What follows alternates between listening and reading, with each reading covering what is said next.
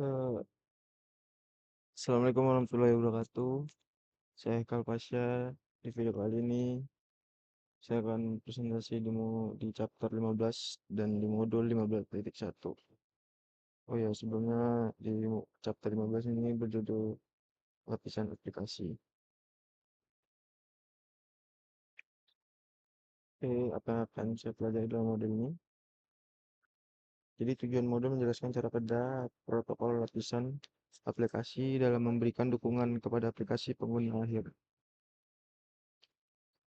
Ya, ini ada judul topik aplikasi, ya ini dia. Saya baca. Jadi saya baca aja judul topik pertama aplikasi, presentasi dan sesi. Dan tujuannya menjelaskan bagaimana fungsi lapisan aplikasi, lapisan presentasi, dan lapisan sesi bekerja sama untuk menyediakan layanan jaringan kepada aplikasi pengguna akhir. Kemudian ada peer-to-peer, menjelaskan bagaimana aplikasi pengguna akhir beroperasi dalam jaringan peer-to-peer.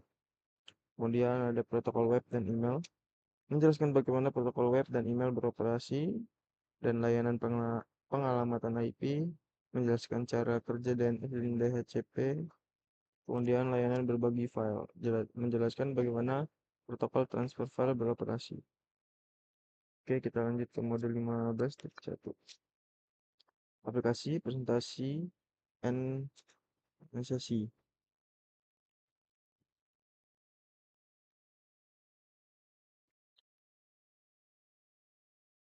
Oke, 15.1.1 lapisan aplikasi.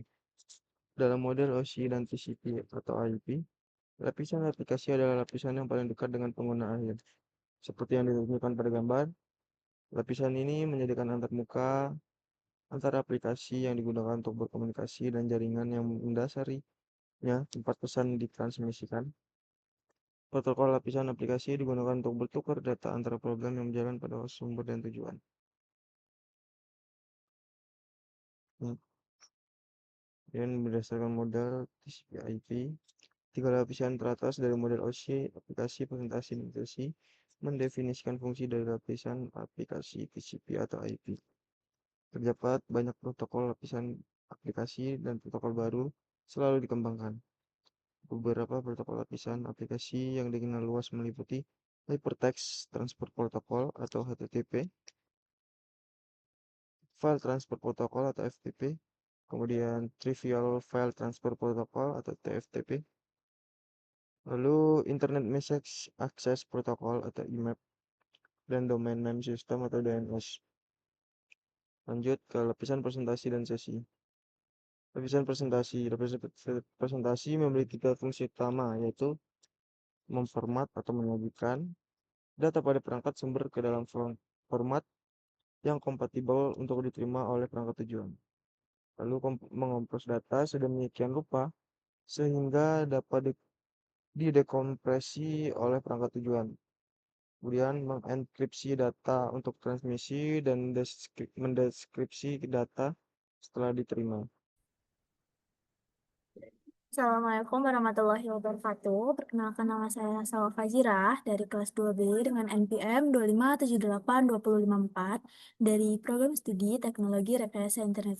Di sini saya akan melanjutkan penjelasan dari teman saya. Di sini saya akan menjelaskan di 15.2 peer-to-peer model model client server. Dalam topik sebelumnya, kita itu mempelajari bahwa protokol lapisan aplikasi TCP/IP yang diimplementasikan pada host sumber dan tujuan harus dikompatibel. Lalu dalam topik kali ini, kita akan mempelajari tentang model client atau server dan proses yang digunakan yang ada di lapisan aplikasi. Nah, salah satu contoh jaringan klien dan server adalah menggunakan layanan email ISP untuk mengirim, menerima, dan menyimpan email. Klien email di komputer rumah mengeluarkan perintah ke server email ISP untuk setiap email yang belum dibaca. Nah, seperti ini contohnya, ini server, lalu di sini klien, dan ini jaringan yang akan mengunduh ke klien begitu. Lalu ini ada jaringan peer to peer. Nah, Em, model jaringan peer-to-peer, data diakses dari perangkat peer tanpa menggunakan server khusus. Nah, model jaringan peer-to-peer ini melibatkan dua jaringan, jaringan P2P dan aplikasi P2P. Kedua bagian memiliki fitur yang sama, tetapi dalam praktiknya bekerja dengan sangat berbeda. Lalu ada contohnya di sini, server file client ini rekan satu, lalu ada rekan dua client file server. Nah, ini pencetakan print yang akan terhubung langsung. Nah, ini dalam pertukaran peer-to-peer, kedua perangkat dianggap sama dalam proses komunikasi. Peer 1 memiliki file yang dibagikan dengan peer 2 dan dapat mengakses printer bersama yang terhubung langsung ke peer 2 untuk mencetak file gitu. Oke, lanjut di aplikasi peer-to-peer. Nah, aplikasi ini, aplikasi P2P, memungkinkan perangkat bertindak sebagai klien dan server dalam komunikasi yang sama. Seperti yang ditunjukkan pada gambar ini, klien dan server. Oke, setiap klien adalah server dan setiap server adalah klien, begitu teman-teman. Oke, kita lanjut. Ada aplikasi P2P, peer-to-peer umum dengan jaringan P2P, peer-to-peer ini meliputi BitTorrent, koneksi langsung, keledai, le- lalu jaringan bebas. Beberapa aplikasi P2P didasarkan pada protokol Gnutella, di mana setiap pengguna berbagi seluruh file dengan pengguna lain. Seperti yang ditunjukkan pada gambar ini, teman-teman. Ini ya.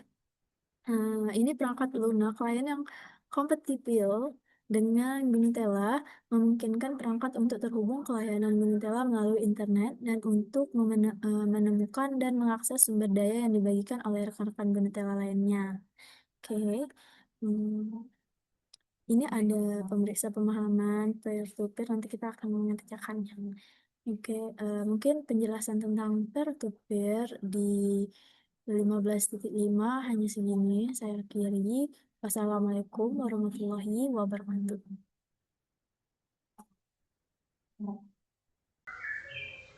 Assalamualaikum warahmatullahi wabarakatuh. Perkenalkan, nama saya Sekar Maulia dengan NPM 257821112 dari kelas TRI 2D. Nah, di sini saya akan melanjutkan materi 15.3 yaitu web and email protocol. Nah, pada bagian 15.3.1 yaitu Hypertext Transfer Protocol and Hypertext Markup Language. Nah, jadi di sini jelaskan bahwa protokol application layer itu digunakan untuk layanan seperti web browsing dan email. Saat pengguna mengetik URL di browser, browser akan terhubung ke web server menggunakan protokol HTTP. Nah, contoh URL-nya yaitu http://www.cisco.com/index.html. Nah, di step 1 ini browser membaca bagian URL yaitu HTTP sebagai protokol, www.cisco.com sebagai nama server, dan index.html sebagai file yang diminta. Lalu untuk step 2, browser menggunakan DNS untuk mengubah nama server menjadi alamat IP, lalu mengirimkan permintaan GET ke server. Lalu untuk step 3, si server itu mengirimkan kode HTML halaman web yang diminta ke browser. Lalu untuk step 4, browser menerjemahkan kode HTML dan menampilkannya sebagai halaman web. Lalu di 15.3.2 yaitu HTTP and HTTPS. Nah, jadi HTTP itu bekerja dengan sistem request dan respon antara klien dan server. Jenis pesan HTTP yang umum adalah GET untuk meminta data, lalu POST untuk mengirim data seperti form, dan PUT untuk mengunggah konten. Tapi HTTP itu tidak aman karena data dikirim dalam bentuk plain text. Nah, oleh karena itu digunakanlah HTTPS yang lebih aman karena mengenkripsi data menggunakan TLS atau SSL. Lalu di 15.3.3 itu membahas email protokol. Jadi si email itu dia menggunakan metode store and forward, yaitu pesan dikirim, disimpan, lalu diambil melalui mail server. Nah, email klien itu tidak langsung mengirim pesan ke email klien penerima, tetapi melalui mail server. Protokol utama email adalah SMTP untuk mengirim email, sedangkan POP itu dan IMAP digunakan untuk menerima email. Lalu untuk 15.3.4 yaitu SMTP, VOP, dan IMAP nih ya. Jadi STMP itu dia digunakan untuk mengirim email dari klien ke mail server atau antar mail server, biasanya melalui port 25. Nah, kalau untuk POP, jadi POP itu digunakan untuk mengambil email dari server ke klien, lalu email biasanya itu dihapus dari server. Nah, POP ini menggunakan port 110 dan versi umumnya adalah POP3. IMAP, nah kalau untuk IMAP, jadi si IMAP itu juga digunakan untuk mengambil email, tetapi pesan aslinya tetap tersimpan di server sehingga dapat disinkronkan di beberapa perangkat. Seperti yang ada pada gambar ini. Mungkin segitu saja penjelasan tentang 15.3 web and email protocol dari saya. Materi selanjutnya akan dijelaskan oleh teman saya. Assalamualaikum warahmatullahi wabarakatuh. Perkenalkan, nama saya Cahaya Rafeti dari Program Studi Teknologi Rekayasa Internet. Hari ini saya akan menjelaskan tentang di mata kuliah Jaringan Komputer 1 di layanan pengamatan IP. Di sini saya bagian di 15.4, jadi sistem nama domain. Jadi ada protokol khusus lapisan aplikasi yang dirancang untuk mempermudah mendapatkan alamat untuk perangkat jaringan. Nah, itu sangat penting karena akan memakan banyak waktu untuk mengingat alamat IP, alih-alih URL atau mengonfigurasi semua perangkat. Nah, di internet nama domainnya memenuhi syarat FQDN, yaitu seperti di dalam ada link di siswa ini. Jadi itu jauh lebih diingat oleh orang daripada 192.133.2.19.25 yang merupakan alamat numerik aktual untuk server. Nah, di sini ada langkah-langkahnya juga.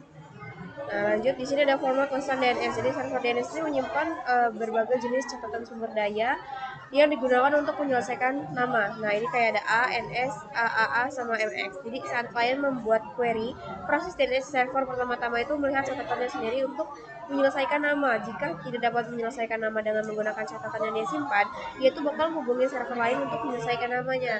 Setelah kecocokan ditemukan dan dikembalikan ke server yang meminta asli, server untuk sementara menyimpan alamat bernomor jika nama yang sama diminta lagi gitu.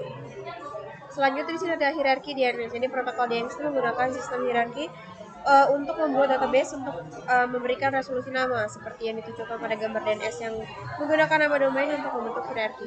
Jadi struktur penamaan itu dipecah menjadi zona kecil yang dapat dikelola. Jadi setiap server DNS itu memiliki file database tertentu dan hanya bertanggung jawab untuk mengelola pemetaan nama ke IP untuk bagian kecil dari seluruh struktur DNS. Jadi domain tingkat atas yang berbeda mewakili jenis organisasi atau negara asal. Contohnya ada .com, .org, AU atau CO. Nah, di sini ada perintah nslope up. Jadi saat mengkonfigurasi perangkat jaringan satu atau beberapa alamat server DNS itu disediakan yang dapat digunakan klien DNS untuk resolusi nama. Biasanya ISP menyediakan alamat yang digunakan untuk server DNS gitu. Ini kita bisa ngecek di nslope up-nya. Di sini ada pemeriksaan sintaks perintah nslope up-nya juga. Dan di sini ada protokol konfigurasi host dinamis. Jadi dynamic host configuration protokol atau DHCP untuk layanan IPv4 mengotomatisasikan penetapan alamat IPv4, subnet mask, gateway, dan parameter jaringan IPv4 lainnya. Jadi ini tuh disebut sebagai pengalamatan dinamis. Alternatif untuk pengalamatan dinamis adalah pengalamatan statis.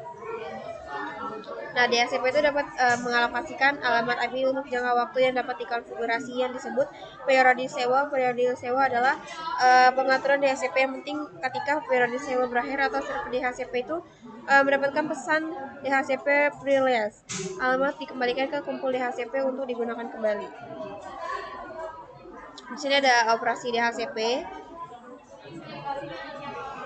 Nah, itu tuh klien tuh dapat menerima beberapa pesan data over jika ada lebih dari satu server DHCP di jaringan lokal. Oleh karena itu, kita harus memilih di antara keduanya, mengirimkan pesan pemerintahan DHCP yang mengidentifikasikan server explicit dan penawaran sewa yang diterima klien dengan asumsi bahwa alamat IPv4 yang diminta oleh klien itu ditawarkan oleh server masih tersedia. Server mengembalikan pesan pengakuan DHCP yang mengakui kepada klien bahwa sewa telah diselesaikan. Di sini ada amati resolusi DNS juga. Dan mungkin segitu saja penjelasan yang bisa saya sampaikan. Lebih dan kurangnya saya mohon maaf. Saya akhiri. Wassalamualaikum warahmatullahi wabarakatuh. Assalamualaikum warahmatullahi wabarakatuh. Perkenalkan, nama saya Andrian Fernando dari TRI 2D. Jadi di sini saya melanjutkan penjelasan materi dari teman saya. Di sini saya akan membahas tentang 15 di modul 15.5 yaitu layanan berbagi file. Jadi di sini terbagi menjadi dua, di 15.5.5.1 yaitu protokol transfer berkas. Seperti yang Anda telah pelajari di topik sebelumnya, itu model klien atau server. Klien dapat mengunggah data ke server, mengunduh jika kedua perangkat protokol transfer file FTP seperti HTTP, email, dan protokol pengalamatan. FTP adalah protokol lapisan aplikasi yang umum digunakan. Topik ini membahas FTP secara lebih detail. FTP dikembangkan untuk memungkinkan transfer data antar klien dan server. Klien FTP adalah aplikasi yang berjalan di komputer untuk mengirim atau menerima data dari server FTP. Di sini ada simulasi atau gambaran, yaitu jika klien ingin meminta data, dia melalui jaringan gitu. Di sini ada yang pertama koneksi kontrol. Klien membuka koneksi pertama ke server untuk lalu lintas kontrol. Lalu yang kedua itu koneksi data. Jika tidak ada data maka tidak ada sumber yang bisa kita cari itulah. Lalu ada dapatkan data. 3. Transfer data. Server mentransfer data ke klien. Jika si klien terhubung dari server dan klien meminta data, yaitu server bisa aja mengirimkan data jika mereka saling terhubung gitu. Oke, dan selanjutnya itu 15.5.2 yaitu blok dan pesan server. Di sini disingkat sebagai SMB atau Server Message Block, adalah protokol berbasis file client atau server yang menjelaskan struktur sumber daya jaringan bersama seperti directory, file, printer, dan port serial. Ini adalah protokol permintaan respon. Format ini menggunakan header berukuran tetap, diikuti oleh parameter komponen data berukuran variabel. Berikut adalah ada tiga fungsi pesan SMB. Yang pertama yaitu kita ada memulai, mengautentikasi, dan mengakhiri sesi. Lalu yang kedua ada kontrol akses file dan printer. Dan yang terakhir izinkan aplikasi untuk mengirimkan atau menerima pesan dari perangkat lain gitu. Layanan berbagi file ini pencetakan SMB telah menjadi andalan jaringan di Microsoft. Dengan diperkenalkan seri perangkat lunak Windows 2000, Microsoft mengubah struktur dasar penggunaan SMB pada versi produk Microsoft sebelumnya. Jadi dia ada upgradean gitu. Yang mungkin protokol TCP atau IP secara langsung mendukung berbagi sumber daya SMB. Di sini ada contoh gambarannya, yaitu jika klien permintaan UKM dan server akan menanggapi sesuai permintaannya gitu. Di server dia ada ya sumber daya bersama atau filenya gitu. Ini proses pertukaran file SMB antar PC Windows ditunjukkan gambar berikut. Asal mereka terhubung dengan jaringan, salinan file itu bisa dilakukan. Bahkan sekarang lebih gampang gitu kan. Berkas dapat disalin dari PC ke PC lain menggunakan Windows Explorer dengan protokol SMB. Oke, mungkin sekian bisa saya jelaskan dari file 15.5 di sini. Saya akhiri. Wassalamualaikum warahmatullahi wabarakatuh.